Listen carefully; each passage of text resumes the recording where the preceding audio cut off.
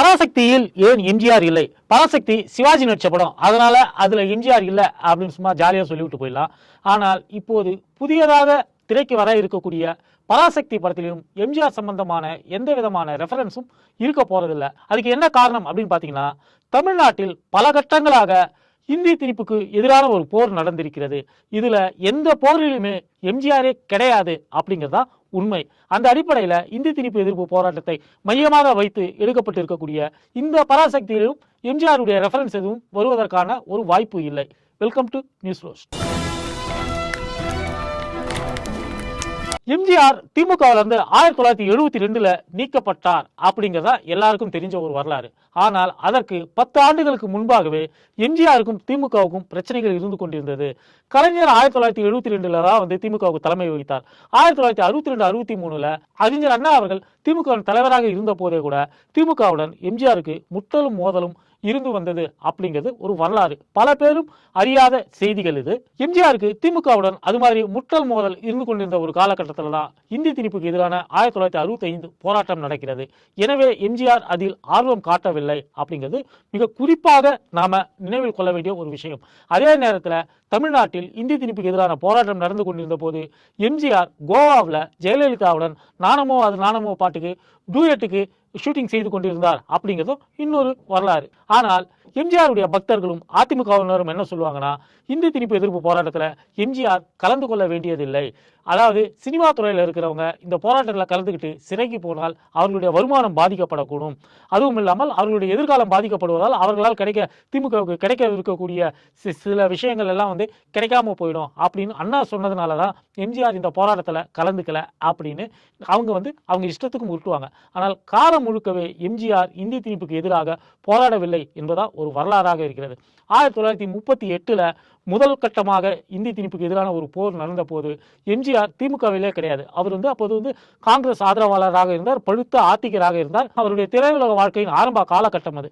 அதனால அந்த போராட்டத்தில் எம்ஜிஆர் கலந்து கொண்டிருக்கக்கூடிய வாய்ப்பு இல்லை. அப்போது பள்ளி பருவத்தில் இருந்த கலைஞர் மாணவர் நேசன் ஒரு பத்திரிகை ஆரம்பிச்சார். அந்த பத்திரிகையில இந்தி திணிப்புக்கு எதிரான போர் பற்றிய நிறைய கருத்துக்களை அவர் எழுதி கொண்டிருந்தார். அவர் கொடியேந்தி போராட்டங்களில் தெருவில் இறங்கி போராட்டங்களை கலந்து கொண்டார் என்பதெல்லாம் ஒரு வரலாறு. எம்ஜிஆர் மிகவும் பிற்பாடுதான் அவர் திமுகவுக்கு வராரு.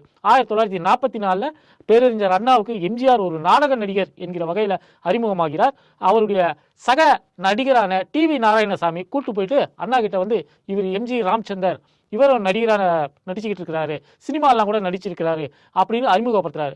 அறிஞர் அண்ணாவுடன் அறிமுகமான பிறகும் கூட எம்ஜிஆர் திமுகவுக்கு வரவில்லை. 1950களுடைய தொடக்கத்தில் எம்ஜிஆரும் கலைஞரும் மிக நெருங்கிய நண்பர்களாக இருந்தார்கள். அந்த அடிப்படையில் கலைஞர் பேசி பேசி மனம் மாற்றி அவரை திமுகவுக்கு கொண்டு வருகிறார். எம்ஜிஆர் திமுகவுக்கு வருவதற்கு முன்பாகவே திமுக நடிகராக அறியப்பட்டவர் நடிகர் திலகம் சிவாஜி கணேசன் அவர்கள். அந்த அடிப்படையில் பராசக்தியில் தயாரிப்பாளர்கள் எல்லாமே சிவாஜி வேண்டாம்னு சொல்லியும் கூட சிவாஜி தான் இந்த படத்தில் நடிக்கணும்னு கலைஞர் ஒத்த காலில் நின்று சாதிச்சார் என்பதெல்லாம் வரலாறு. அதற்கு பிறகு எம்ஜிஆருக்கும் சிவாஜிக்குமான மோதல், அவங்களுக்கு கேரியர்ல இருந்த ஒரு மோதல், அதன் காரணமாக சிவாஜி திமுகவில் இருந்து விலகி காங்கிரஸுக்கு போயிட்டாரு. இதெல்லாமே 1953, 54 அந்த காலகட்டத்தில் நடந்திருக்கக்கூடிய விஷயங்கள். திமுகவில் எம்ஜிஆர் படிப்படியாக முன்னேறி கொண்டிருந்தார். எம்ஜிஆர் படங்கள் ரிலீஸ் ஆகும் போதெல்லாம் திமுகவினர் அந்த தியேட்டர்கள் எல்லாம் போயிட்டு திமுக கொடியை எல்லாம் கட்டுவாங்க. அதாவது இன்னைக்கு ரசிகர் மன்ற கொடிகளை எல்லாம் பேனர்களை எல்லாம் கட்டுறாங்க இல்லையா, அது போல திமுக என்கிற ஒரு அரசியல் கட்சி தங்கள் இயக்கத்தை சார்ந்த ஒரு நடிகருடைய திரைப்படம் வெளியாகிறது அப்படிங்கிற ஒரு அடிப்படையில் அவருடைய தியேட்டருக்கு போயிட்டு பேனர் கட்டுறது இது போன்ற வேலைகளை எல்லாம் தொடர்ச்சியாக செய்து கொண்டிருப்பார்கள்.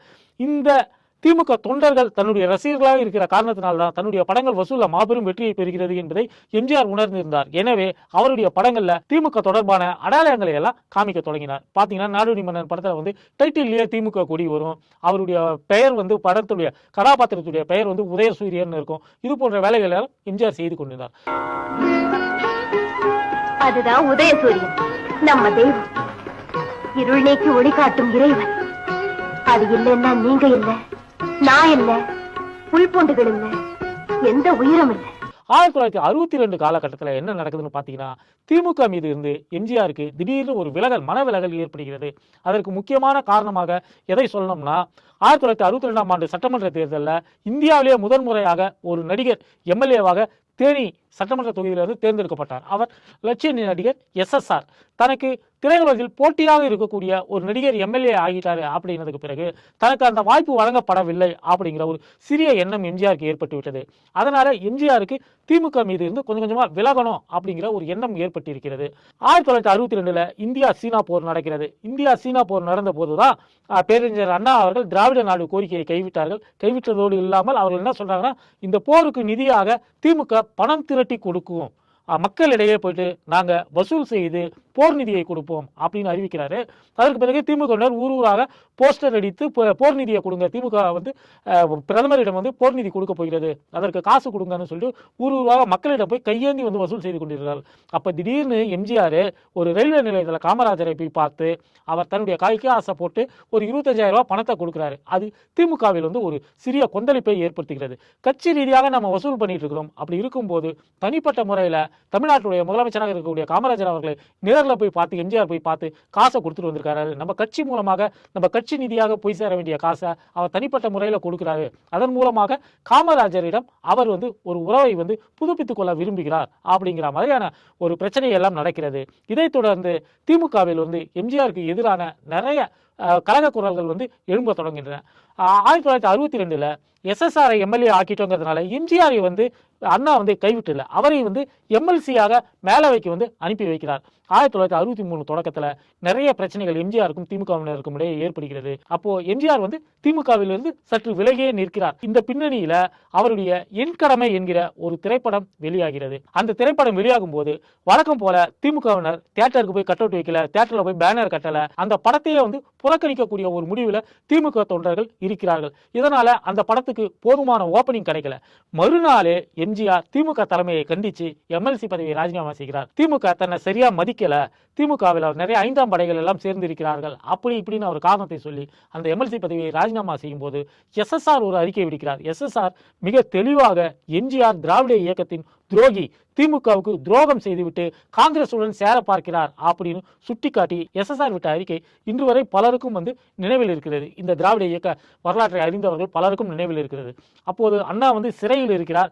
சிறையில் இருக்கும்போது இது மாதிரி வெளியில நடந்து கொண்டிருக்கிறது என்று தெரிஞ்சப்போ ஏற்கனவே நம்மளை விட்டு EVKS போன்றவர்கள் எல்லாம் விலகி போயிட்டாங்க, கண்ணதாசன் போன்றவர்களாம் விலகி போயிட்டாங்க. திரையுலகத்துல வந்து நமக்கு வந்து ஒரு பிடிப்பு இருக்கணும், எம்ஜிஆரிடம் வந்து யாரும் வந்து நேரடியாக மோத வேண்டாம், அவருக்கு மனசுக்கு என்ன சரின்னு படுதோ அதை அவர் செய்து கொள்ளட்டும் அப்படின்னு சொல்றாரு. அதற்கு பிறகு எம்ஜிஆருக்கும் திமுகவுக்குமான உறவு என்பது தாமரை இலை மேல தண்ணீர் போல பட்டும் படாமலும் தான் இருக்கிறது.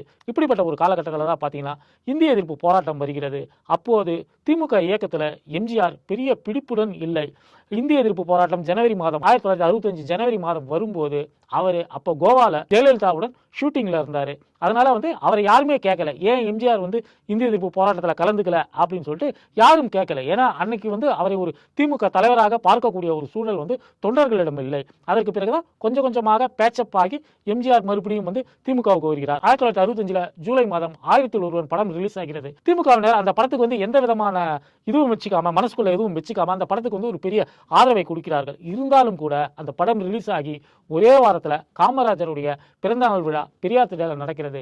அந்த விழாவில் கலந்து கொண்ட எம்ஜிஆர் பட்டும் படாமல் பேசுகிறார். அவர் என்ன பேசுறாருன்னு பாத்தீங்கன்னா, காமராஜர் என்னுடைய தலைவர், அண்ணா என்னுடைய வழிகாட்டி அப்படின்னு சொல்லிட்டு மீனுக்கு தலையும் பாம்புக்கு வாழும் கொடுக்குற மாதிரியான ஒரு விதமான ஒரு பேச்சை தான் வந்து அவர் வந்து பேசி இருக்கிறார். அதற்கு பிறகு அண்ணா வந்து 1967 தேர்தலுக்கு முன்பாக எம்ஜிஆருக்கு ஒரு முக்கியத்துவம் கொடுத்து அவருக்கு வந்து ஆலந்தூர் தொகுதியில் போட்டியிட வாய்ப்பு எல்லாம் கொடுத்து மறுபடியும் எம்ஜிஆரை முழுமையாக திமுகவில் கொண்டு வந்து சேர்க்கிறார். அப்படிங்கிறதெல்லாம் ஒரு வரலாறு.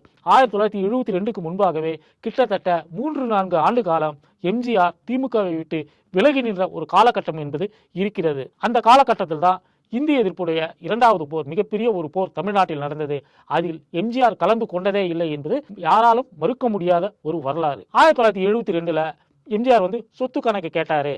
அதாவது திமுக ஆட்சியில் இருக்கிறது, திமுக MLA MPக்கள் உள்ளாட்சி பதவியில் இருக்கிறவங்கலாம் தங்களுடைய சொத்து கணக்கை காண்பிக்க வேண்டும். இவர்கள் பதவிக்கு வருவதற்கு முன்பாக எவ்வளவு சொத்து இருந்தது, பதவிக்கு வந்ததுக்கு பின்பாக எவ்வளவு சொத்து இருக்கிறது என்பதை எல்லாம் வந்து வெளிப்படையாக கணக்கு காட்ட வேண்டும். நான் திமுகவின் பொருளாளராக இருக்கிறேன், அதனால அதை கேட்க வேண்டிய கடமை எனக்கு இருக்கிறதுலாம் பேசி அவர் திமுகவில் இருந்து வெளியேறுவதற்கான நிறைய சந்தர்ப்பங்களை அவரே வந்து உருவாக்கி கொண்டிருந்தார். அதற்கு ஏற்ப வந்து திமுக பொதுக்குழு, திமுக செயற்குழுவில் நெடுஞ்செழியன் அவர்கள் தீர்மானம் கொண்டு வந்து அவர் எம்ஜிஆரை வந்து நீக்கிய வரலாறு வரலாறு எல்லாருமே நம்ம வந்து அறிஞ்சதுதான். ஆனால் அதற்கு பிறகு 1977 அதிமுக ஆட்சி பொறுப்பை ஏற்கிறது. 1987 வரைக்கும் எம்ஜிஆர் உயிருடன் தான் இருந்தார். 10 ஆண்டு காலம் அதிமுக ஆட்சி பொறுப்பில் இருந்தது.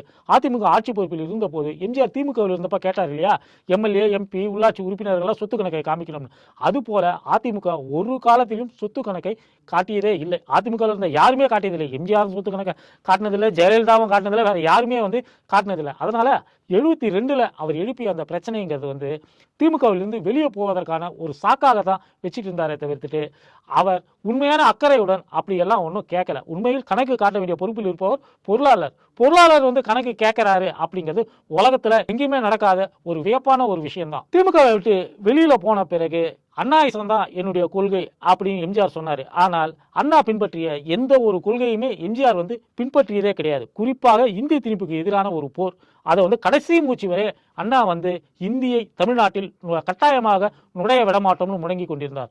ஆனால் எம்ஜிஆர் ஆட்சி காலத்தில் நவோதய பள்ளிகளை தமிழ்நாட்டில் வந்து திறப்பதற்கான ஒரு முயற்சியை அன்றைய ஒன்றிய அரசு தொடங்கியது. அதன் மூலமாக இந்தியை வந்து நுழைக்கலாம் அப்படின்னு முயற்சி செய்த போது அதற்காக திமுக கடுமையாக போராடியது. கிட்டத்தட்ட 1 மாத காலம் ஒரு பெரிய போராட்டங்களை பெரிய அளவில் மாநிலம் முழுக்க நடத்தி கொண்டிருந்தது. அப்போது தன் கையில் இருந்த காவல்துறை அதிகாரத்தை வைத்து எப்படி கக்கன் 1965 இந்த இந்திய எதிர்ப்பு போராட்டத்தை வந்து காவல்துறையை வைத்து முடக்கலாம் என்று நினைத்தாரோ அதே போன்ற ஒரு வேலையை கிட்டத்தட்ட 20 ஆண்டு காலம் செய்து எம்ஜிஆருடைய அரசாங்கமும் இதே தமிழ்நாட்டில் செய்தது. அதுவும் இல்லாமல் அண்ணாவை பற்றி வெவ்வேறு விதமாக தவறான புரிதல்களால் எம்ஜிஆர் பேசிய பல விஷயங்கள்லாம் இருக்கிறது. உதாரணத்துக்கு அண்ணா மாநில சுயாட்சி கேட்கல, அண்ணா கேட்டது ஃபெடரலிசம் அப்படின்னு எம்ஜிஆர் சொன்னது எல்லாமே வந்து ரெக்கார்ட் ஆகி இருக்கிறது. மாநில சுயாட்சி நாயகரே அண்ணா தான், ஆனால் அண்ணா மாநில சுயாட்சியெல்லாம் கேட்கல, அண்ணா ஒரு தேசியவாதி அப்படி இப்படின்னா எம்ஜிஆர் உளறி வச்சதெல்லாம் ஏகத்துக்கும் இருக்கிறது. நவோதய பள்ளிகள் விஷயத்தில் திமுக கடுமையான போராட்டங்களை நடத்தி கொண்டிருந்த போது திமுக உறுப்பினர்களை சட்டமன்ற உறுப்பினர்களை எல்லாம் PH பாண்டியனை வைத்து பதவி நீக்கம் செய்ய வைத்தார். அதுவும் இல்லாமல் இந்தி திணிப்புக்கு எதிராக அதிமுக அமைச்சர்களே அன்னைக்கு வந்து சட்டமன்றத்தில் கோஷம் போட்டாங்க. அப்படி கோஷம் போட்ட 8 அமைச்சர்களை RM வீரப்பன் உட்பட செய்தித்துறை அமைச்சராக அன்னைக்கு RM வீரப்பன் இருந்தார். RM வீரப்பன் உட்பட 8 அமைச்சர்களை உடனடியாக பதவி நீக்கம் செய்தவர் எம்ஜிஆர் என்பது வரலாறு. இந்தி திணிப்புக்கு எதிராக கோஷம் போட்ட சொந்த கட்சி அமைச்சர்களையே பதவி நீக்கம் செய்தவர் எம்ஜிஆர். அதனால தான் இந்தி திணிப்புக்கு எதிரான தமிழ்நாட்டின் போர்ல எந்த ஒரு இடத்திலும் எம்ஜிஆருடைய பெயர் இருக்கவே இருக்காது. இப்போ வரக்கூடிய படம் பராசக்தியில எம்ஜிஆருடைய ரெஃபரன்ஸ் எதுவும் இல்லையே அப்படின்னு கேட்டு சில அதிமுகவினர் சமூக வலைதளங்களில் புலம்பிக் கொண்டிருக்கிறார்கள். அப்படியான ரெஃபரன்ஸை கொடுக்கக்கூடிய எந்த காரியத்தையும் எம்ஜிஆர் செய்யவில்லை என்பதுதான் உண்மை. வீடியோ பார்த்தவங்க லைக் பண்ணுங்க, ஷேர் பண்ணுங்க, கமெண்ட் பண்ணுங்க. இதுவரை நம்ம சேனலை சப்ஸ்கிரைப் பண்ணாதவங்க மறக்காம சப்ஸ்கிரைப் பண்ணுங்க.